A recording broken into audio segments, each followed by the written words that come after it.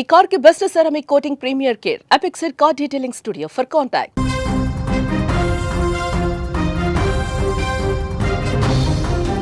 నాలుగో తరగతి అంటే 9 లేదా 10 ఏళ్ళు ఉంటాయండి.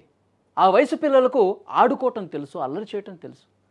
కానీ ఆత్మహత్య చేసుకోవటం తెలుసా? చందనగర్లో జరిగిన ఈ ఘటన వింటే గుండె బరువెక్కుతుంది, గుండె తరుక్కుపోతుంది. మెడలో వేసుకునే స్కూల్ ఐడి కార్డు ఆ పసివాడి పాలిట యమపాశమవుతుందని ఎవరు ఊహించరు. మెదక్ జిల్లా శంకరంపేట మండలం కొల్లపల్లికి చెందిన శంకర్ పార్వతి దంపతులు బతుకుదెరువు కోసం హైదరాబాద్ వచ్చారండి. చందానగర్లోని కృష్ణవేణి టాలెంట్ స్కూల్లో శంకర్ డ్రైవర్గా పనిచేస్తున్నాడు. అక్కడే ఓ ఇంట్లో వాచ్మెన్గా ఉంటున్నాడు. వాళ్ళ చిన్న కొడుకు ప్రశాంత్ అదే స్కూల్లో 4వ తరగతి చదువుతున్నాడు.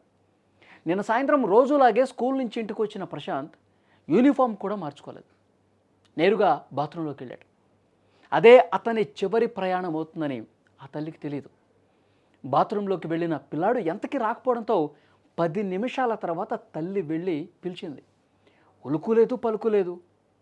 అసలు కంగారు పడిపోయారు. కుటుంబ సభ్యులు తలుపులు బద్దలు కొట్టి చూసేసరికి గుండె ఆగిపోయే దృశ్యం, షాకింగ్ దృశ్యం కనిపించింది. బట్టలు ఆరవేసే బైండింగ్ వైర్కి తన మెడలోని ఐడి కార్డు ట్యాగుతోనే ఉరి వేసుకుని వేలాడుతున్నాడు. వెంటనే ఆసుపత్రికి తీసుకెళ్ళిపోయారు. అసలు వాళ్ళకేం అర్థం కాలేదు, అసలు ఏం జరిగిందో అర్థం కాలేదు. వెంటనే ఒకటిన ఆసుపత్రికి తీసుకెళ్ళిపోయారు. అప్పటికే జరగరాని ఘోరం జరిగిపోయింది. చికిత్స అందించులోపే ఆ చిన్నారి ప్రాణం గాల్లో కలిసిపోయింది. ఎంత బాధ చూడండి. గుండె తరుక్కుపోతుందా ఆ తల్లిదండ్రులకు? అసలు ఎందుకు ఇట్లా జరిగిందో కూడా ఇప్పటికీ వాళ్ళకి అర్థం కావట్లేదు. ఒక డ్రైవర్గా వాచ్మెన్గా కష్టపడి బిడ్డను చదివించుకుంటున్నటువంటి ఆ తండ్రికి కడుపు కోత మిగిలింది.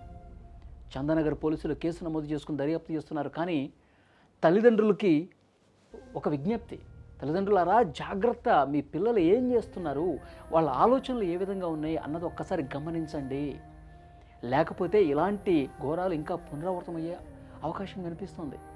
నిజంగా చూడండి, అసలు ఆ బాత్రూంలోకి వెళ్ళిపోయి బట్టలు ఆరేసే దండం మెడకు చుట్టుకోవటం ఏంటి, ఐడి కార్డు కూడా ఆ మెడకు చుట్టేసుకొని ఉండటం ఏంటి?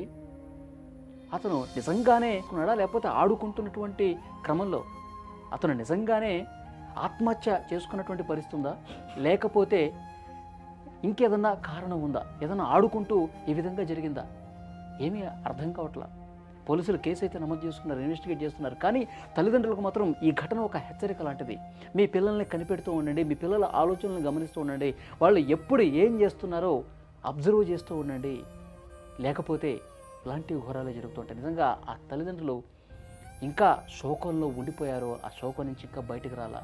బంధువులు, కుటుంబ సభ్యులు, ఇంటి చుట్టుపక్కల వాళ్ళందరూ కూడా ఈ వార్త విని షాక్ అయిపోయారు. అసలు ఏం జరిగిందో కూడా ఎవరికి అంతు చిక్కని విషయం కనిపిస్తుంది. పోలీసులు అయితే ఇన్వెస్టిగేషన్ మొదలుపెట్టారు, అన్ని కోణాల్లో దర్యాప్తు చేస్తున్నారు.